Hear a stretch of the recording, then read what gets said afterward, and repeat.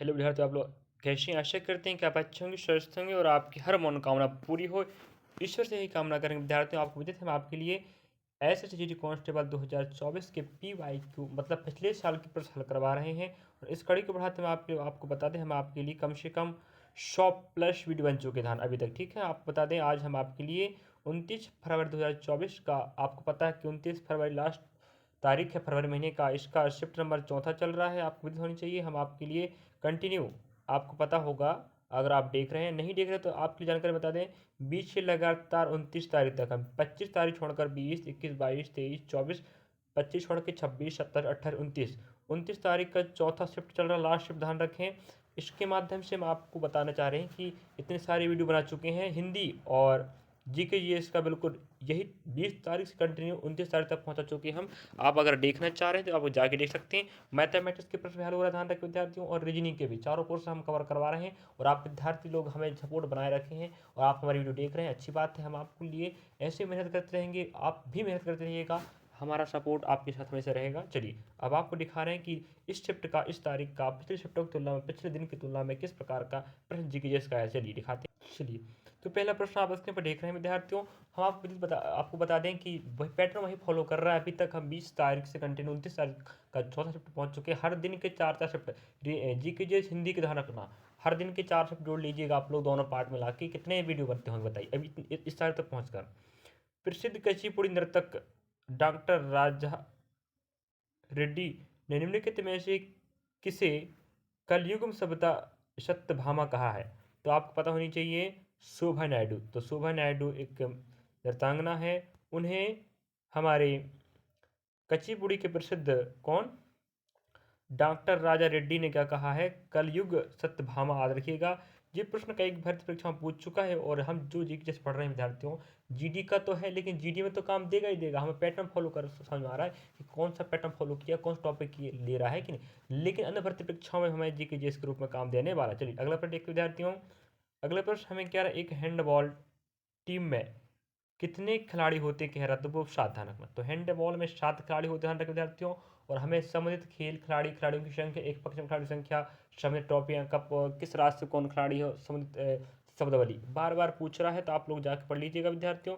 हम आपको बता दें, इसका टॉपिक हम पढ़ा चुके हैं, एक पक्ष में खिलाड़ियों की संख्या पढ़ाए हैं, आप जाके देखिए स्पोर्ट्स वाले प्लेयरशिप। ठीक है, चलिए इस प्रकार से आप हमें देख रहे हैं, अच्छी बात है। हम आपके लिए मेहनत कर ऐसे ही करते रहेंगे विद्यार्थी। ठीक है, अगले प्रश्न आप देख पा रहे होंगे, महापंजक एवं जनगणना आयुक्त का कार्यालय भारत सरकार के निम्नलिखित में से किस मंत्रालय के अंतर्गत आता है? तो याद रखेंगे गृह मंत्रालय।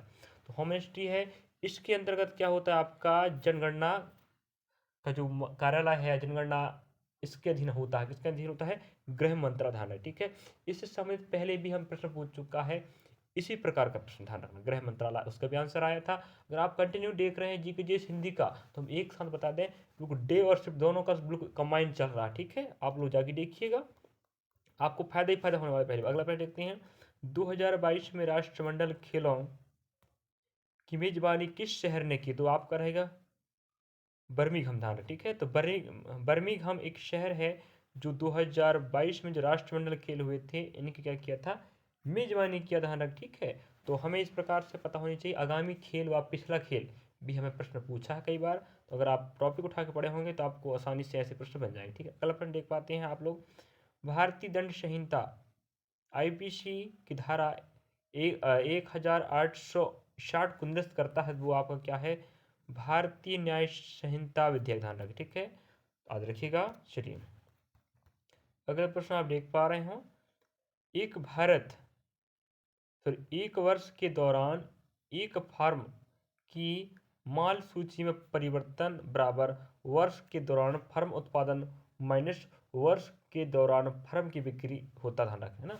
तो माल सूची में परिवर्तन बराबर क्या होता है, वर्ष के दौरान फर्म का उत्पादन माइनस वर्ष के दौरान फर्म की बिक्री। चलिए, तो जो आपका अर्थशास्त्र का प्रश्न थोड़ा सा हार्डली रहेगा, अर्थशास्त्र का प्रश्न हमें हर शिफ्ट में ऐसे प्रश्न मिल रहा है अर्थशास्त्र। ठीक है, चलिए, और अगला प्रश्न एक विद्यार्थी हमें कह रहा है, निम्नलिखित में से कौन सा तत्व आवर्त सारणी के पी ब्लॉक का हिस्सा है कह रहा।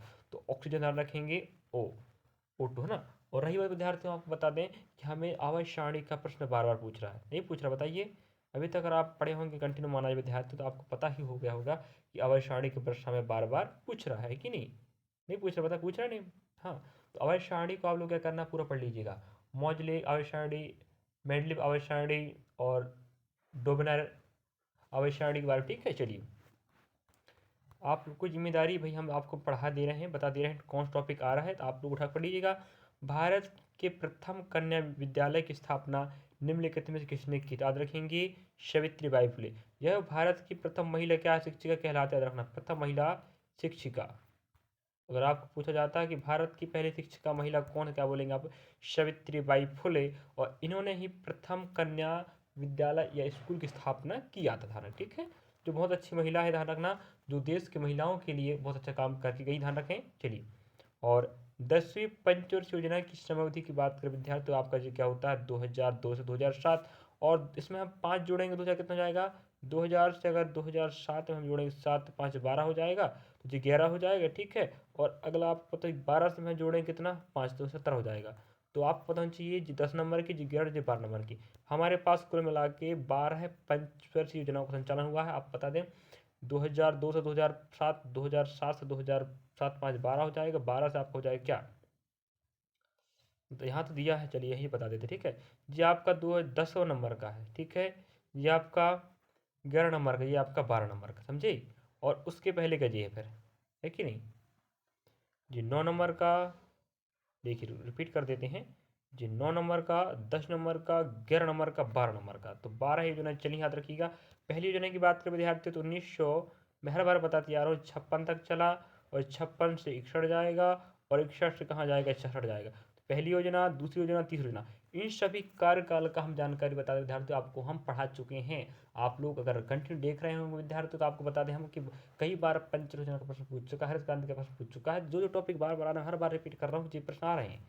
और ठीक है, चलिए आगे बढ़ते हैं। हमारा काम बताने का है, आपका काम पढ़ने का। अगर पढ़ेंगे तो नंबर पकाएंगे, अंत आपका घाटा हो जाएगा। फिर मत बोलना कि सर बोले तो हम नहीं पढ़े, इसमें आप गलती होने वाला है, ठीक है। चलिए, हम जो डाटा दे रहे हैं विद्यार्थियों ना, बहुत महत्वपूर्ण सटीक जानकारी दे रहे हैं, और पीवाई क्यू प्रश्न करवा रहे हैं, मतलब समझ सकते हो ना, जो सही सही पीडीएफ है, जो पिछले साल आ चुका वही पैटर्न फॉलो करके फिर आने वाला है। पंडित रविशंकर, साजिद परवेज खान, बुद्धादित्य मुखर्जी, अनुष्का शंकर का संबंध सितार से वादक, सितार वादक की बात करें, ठीक है, इस प्रकार। तो पंडित रविशंकर को तो हम पहले पूछ चुका था, तो पंडित रविशंकर क्या बजाते सितार वादक, याद रखने जी, हमें पहले पूछ चुका है। और बांसुरी की बात करें तो आपके हरिप्रसाद चौरसिया हैं, पन्नालाल घोष जी हैं, ठीक है। राजेंद्र प्रसन्ना है, राजेंद्र कुलकर्णी, याद रखे बांसुरी के, पन्नालाल घोष, हरिप्रसाद चौरसिया, राजेंद्र कुलकर्णी और राजेंद्र प्रसन्ना। उसी प्रकार सरोद वादक कौन है, आप पता है ना, प्रसिद्ध अमजद अली खान, हाफिज अली खान, है कि नहीं। इस प्रकार से आप पता होनी चाहिए विद्यार्थियों, आप जाके देखिएगा, बहुत सारे पीडीएफ बन चुके हैं भाई अभी तक वीडियो के। अगला प्रश्न देखते हैं, निम्नलिखित में से किस प्रसिद्ध नर्तक को नृत्य शैली में उनके नवीन और आधुनिक दृष्टिकोण के लिए जाना जाता है, जिन्हें अक्सर कथक सम्राट कहा जाता है, तो आप बिरजू महाराज ध्यान रखेंगे। और बिरजू महाराज कहाँ के रहने वाले, लखनऊ, याद रखिएगा, ये प्रश्न पूछ चुका है। तो कथक नृत्य का सम्राट कहे जाने वाले कौन, बिरजू महाराज हैं। और बिरजू महाराज का संबंध किस नृत्य से, क्या बोलेंगे, कथक नृत्य से, और रहने वाले उत्तर प्रदेश के लखनऊ के, आंध्र यूपी के। हमें इसका प्रश्न कई बार पूछ चुका और पूछ रहा बार बार, ठीक है। अगला प्रश्न देखते हैं विद्यार्थियों, इंडिया अर्थात भारत राज्यों का संघ है। इंडिया या भारत की बात करें, किसका संघ है, राज्यों का संघ है, ध्यान रखें जी। आर्टिकल नंबर, अनुच्छेद नंबर 1 में कहा है, याद रखिएगा। अगर आपको बात करता है कि इंडिया अर्थात भारत राज्यों का संघ किस आर्टिकल में कहा था, आप क्या बोलेंगे, आर्टिकल नंबर 1, याद रखिए, ये प्रश्न बन चुका है, ठीक है। अच्छी बात, अच्छा प्रश्न आ रहा है, देखिएगा। अगले प्रश्न की बात करें विद्यार्थियों, हम जनगणना की बात करें तो बार बार मैं कह चुका हूँ, जनगणना का प्रश्न हमें हर शिफ्ट में मिल ही रहा है, ठीक है। 1861 की, सॉरी 1881 गणना को, जो भारत, जो 17 फरवरी 1881 को डब्ल्यू सी प्लाडेन के द्वारा आयोजित की गई थी, ध्यान रखेंगे। मतलब उस समय आपके जो जनगणना आयुक्त थे ना, वो कौन थे, डब्ल्यू सी प्लाडेन, ध्यान रखें, ठीक है। और ये भारत, याद रखेंगे, ये भारत की दूसरी नंबर गणना, याद रखें।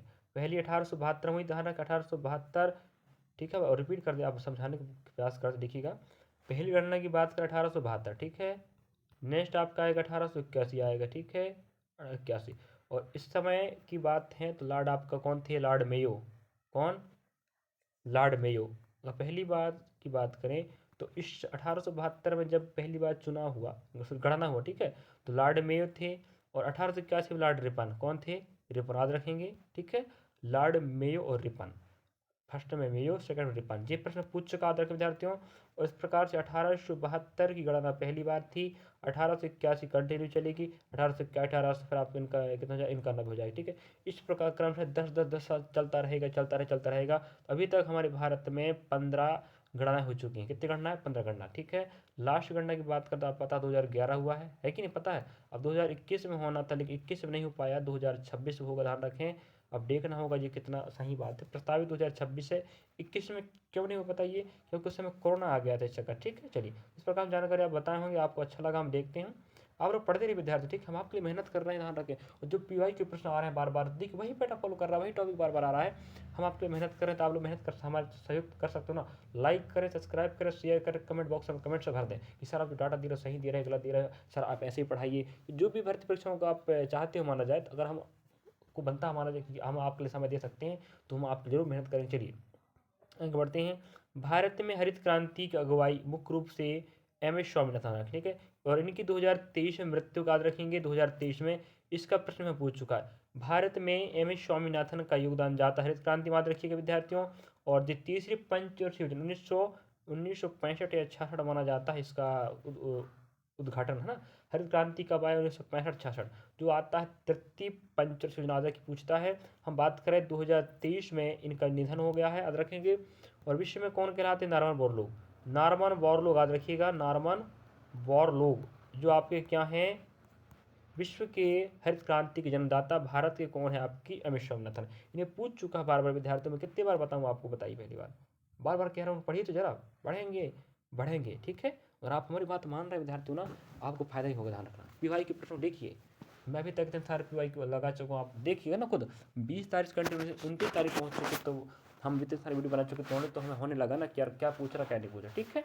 वही ना, उसके आधार पर हम आपको बता रहे हैं पहली बात। आप मानेंगे ना, देखिए पेपर में फायदा होगा, और आगे जरूर बोलेंगे आप, सर आप जो बोले सही बोले थे। हम पर विश्वास कीजिए भाई। चलिए, हम ऑफलाइन क्लास संचालित करते हैं, बच्चों को यही ज्ञान दे रहे हैं हम भी।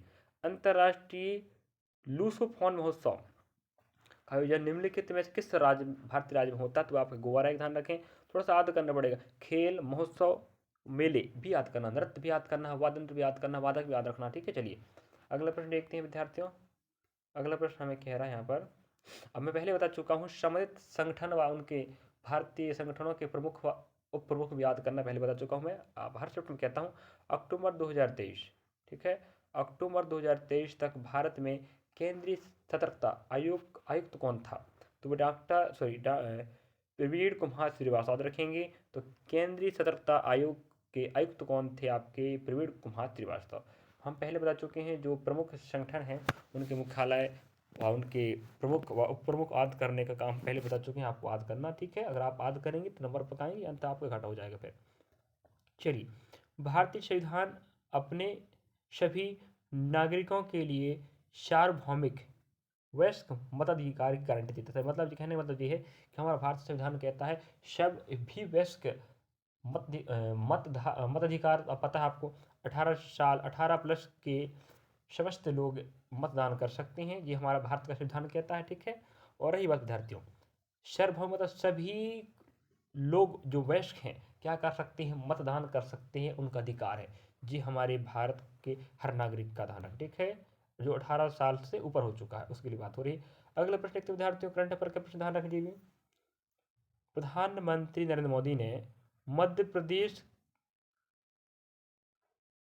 के लालपुर गांव में राष्ट्रीय सिकल सेल एनीमिया उन्मूलन मिशन का उद्घाटन किया, ध्यान रखें 2027 का,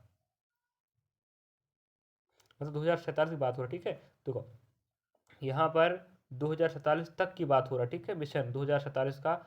यहाँ 2023 में उद्घाटन हुआ है माननीय प्रधानमंत्री नरेंद्र मोदी द्वारा, ध्यान रखेंगे। लालपुर गांव, मध्य प्रदेश का लालपुर गांव, ध्यान रखेंगे। राष्ट्रीय सिकल सेल एनीमिया उन्मूलन की बात हो रही है 2027 तक। तो ये लक्ष्य रखा गया 2070, ध्यान रखेंगे, हम चाहते हैं 2047 तक लक्ष्य रखा गया उसको पूरा पूरा समाप्त करना एनीमिया को, ठीक है। सिकल सेल एनीमिया को अगर आपको बता जाए कि कब तक समाप्त करने का लक्ष्य, 2047 आएगा। और इसकी शुरुआत मध्य प्रदेश के लालपुर गांव से 2023 में। तो इसको समाप्त करने का लक्ष्य शुरू हुआ है 2023 से। जी भी अपने आप एक प्रश्न है जो कब तक जाएगा, 2047 तक, मतलब 2023 से शुरू हुआ है और अंतिम इसका 2047 में समाप्त करने का लक्ष्य रखा गया है। और शुरुआत हुआ था मध्य प्रदेश के लालपुर गांव से। ये प्रश्न अपने आप बनता, ध्यान रखिएगा। चलिए अगला प्रश्न देखते हैं। अगला प्रश्न देखिए, हम आपको फिर बता चुके हैं संबंधित खेल व कप ट्रॉफियां भी याद कर लीजिएगा, विदेश की भी याद रखें। सुल्तान जोहार कप 2023 किस टीम ने जीता? तो आपका जर्मनी, ठीक है, जर्मनी याद रखिएगा। तो सुल्तान जोहार कप 2023 हुआ था, याद रखिएगा। इसको किसने जीता? जर्मनी ने जीता था, याद रखेंगे। अगला प्रश्न देखते हैं विद्यार्थियों 20 नंबर का। अगर 20 के प्रश्न की बात करें तो आप समझ पा रहे होंगे किस प्रकार से बनाना था। भारत में प्राचीन काल के दौरान संधि विग्रहिका शब्द का प्रयोग निम्नलिखित में से किसके लिए किया जाता था? तो प्राचीन काल की बात हो रही है, तो वो आपके युद्ध या शांति मंत्री, तो युद्ध या युद्ध के समय करते थे, या जो शांति मंत्री हुआ करता था ना, शांति मतलब समझना, समझौता मंत्री कह सकते हैं, उनके लिए प्रयोग होता था, आपका ध्यान रखें। चलिए, तो इस प्रकार से विद्यार्थी आप विदित थे, आप देखे होंगे आप 20 के 20 प्रश्न इस प्रकार से आपको 2024 का 29 फरवरी 2024 का शिफ्ट नंबर चौथे का PYQ ऐसा पूछा था, ठीक, PYQ। तो मुझे उम्मीद लग रहा है कि आप लोगों को अच्छा लगा वीडियो, और इन वीडियो के सहारे अगर आप तैयारी कर रहे हैं टॉपिक उठा के, तो हम आपको देते हैं 70-80% हम गारंटी लेते हैं। आपका फायदा नहीं हुआ ना विद्यार्थियों, तो आप लोग कमेंट में बोलिएगा पेपर देने के बाद, सर आप जो पढ़ाए थे कुछ भी काम नहीं आया, हम पढ़ाना बंद कर देंगे, पढ़ाना बंद कर देंगे, समझे भाई। हमारा जब पढ़ाए वाला कोई काम ही नहीं आ रहा आपके, तो क्या करें पढ़ाई, बताओ, है कि नहीं। आप लोग जरूर ध्यान रखें, हमारा वीडियो देख रहे हैं जो भी विद्यार्थी, हम आपसे उम्मीद रखते हैं कि आप पेपर बना के आओ अच्छे नंबर। चलिए मिलते हैं अगले वीडियो में, यही शिफ्ट का हम नेक्स्ट लेने वाले हैं आपकी हिंदी। चलिए मिलते हैं।